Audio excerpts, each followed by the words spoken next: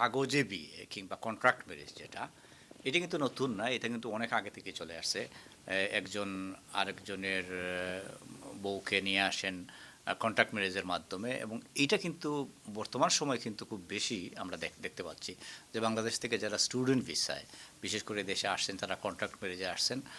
তার একজন মেয়ের তার ভিসা হয়েছে, স্টুডেন্ট ভিসা হয়েছে, সে আরেকজনকে নিয়ে আসছে, তার হাজব্যান্ড না, কিন্তু সেখানে কন্ট্রাক্ট ম্যারেজ করে। এবং আমরা যেটা দেখেছি যে ফেসবুকে ওপেনলি সেখানে টেক্সট মেসেজ দিয়ে, লিখে স্ট্যাটাস দিয়ে যে আইএলটিএস পাত্রীর জন্য একজন কন্ট্রাক্ট ম্যারেজের একজন পাত্র আবশ্যক, সেখানে 15 লক্ষ টাকা দিতে হবে, এই ধরনের মেসেজ দিয়ে কন্ট্রাক্ট ম্যারেজ। এই ব্যাপারে ইসলামের বক্তব্য কী? যদিও এটা ইসলামিক বিয়ে হচ্ছে না, কিন্তু দুইজন কাগজপত্রে সই করছেন, একজন হাজব্যান্ড এবং একজন ওয়াইফ, এটা কি আদৌ বিয়া হবে না? এটা ব্যাপারে আমরা ইসলামের নির্দেশনা কি আমরা জানতে চাই। খুবই গুরুত্বপূর্ণ বিষয়, জাযাকাল্লাহ। এই বিষয়টি নিয়ে এর আগেও আলোচনা করেছিলাম। আলহামদুলিল্লাহ, আসলেই বিয়ে কিন্তু কোনো খেলাধুলা বা তামাশার নাম না। বিয়ে হচ্ছে ইসলামী শরিয়ার নির্ধারিত কিছু শর্ত শরায়েতের ভিত্তিতে নির্দিষ্ট কিছু আপনার বিধিবিধান বাস্তবায়িত করার আলোকে সুনির্দিষ্ট ব্যক্তির উপর আল্লাহ সুবহানাহু ওয়া তাআলা বিয়ে ফরজ করেছেন। আমি এই বিয়ে নিয়ে কিছু কথা বলবো ইনশাল্লাহ। আগে কন্ট্রাক্ট ম্যারেজটা নিয়ে কথা বলি।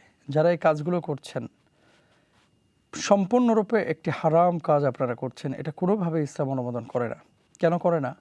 আপনি রাষ্ট্রকে ফাঁকি দিচ্ছেন। 2 নম্বর বিষয় হচ্ছে আপনি ধোঁকাবাজি করছেন, মিথ্যার আশ্রয় নিচ্ছেন। 3 নম্বর বিষয় হচ্ছে স্ত্রী হিসাবে যাকে গ্রহণ করছেন, সে তো আপনার প্রকৃত স্ত্রীও না, আপনার হাজব্যান্ডও না। এখানে আসার পরে খাতা কলমে আপনি দেখাচ্ছেন, কিন্তু কাবিন, তারপরে ইসলামী শরিয়ার যে সমস্ত আইনগুলো ছিল, একজনের পক্ষ থেকে ইজাব হতে হবে, আরেকজনের পক্ষ থেকে কবুল হতে হবে, কোনোটা কিন্তু এখানে বিদ্যমান থাকে না। শুধু আপনি ভিসাটা পাওয়ার জন্য দেখাচ্ছেন রাষ্ট্রকে বা এম্বাসিকে যে আমরা বিবাহিত এবং তিনি আমার হাজব্যান্ড। আচ্ছা বলুন তো, যে এটা করে আপনি সাময়িকভাবে যদিও ভালো থাকবেন, ইন্তেকালের পরে আপনার অবস্থাটা কী হবে?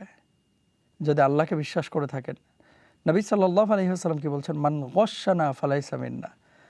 যে ধোঁকাবাজি করে সে তো আমার দলভুক্তই না। মনে রাখতে হবে, আসসিদকু ইউনজি ওয়াল কিযবু ইহলিক। সত্য মুক্তি দেয়, মিথ্যা মানুষকে ধ্বংস করে। আর একটা মিথ্যাকে প্রতিষ্ঠিত করতে আরও সাথে 10টা মিথ্যা বলা লাগে। যারা এই কাজগুলো করে, আপনি কি মনে করছেন শুধু ওই লিখিতভাবে দেখায় দিল সে আমার স্ত্রী, সে আমার স্বামী? ব্যাপারটা এরকম না। এটার পেছনে আরও বেশ কিছু মানুষ মেহনত করে, পরিশ্রম করে, এবং পুরোটা একটা মিথ্যা চক্রের মধ্যে ঘুরপাক খায়। এই জন্য বারাকার জীবন চাইতে হলে হালাল জীবনে অভ্যস্ত হতে হবে। আর জীবনের প্রত্যেকটা ক্ষেত্রে আপনারা খেয়াল করবেন, আমার দিন আগে, আবারও বলে আমার দিন আগে।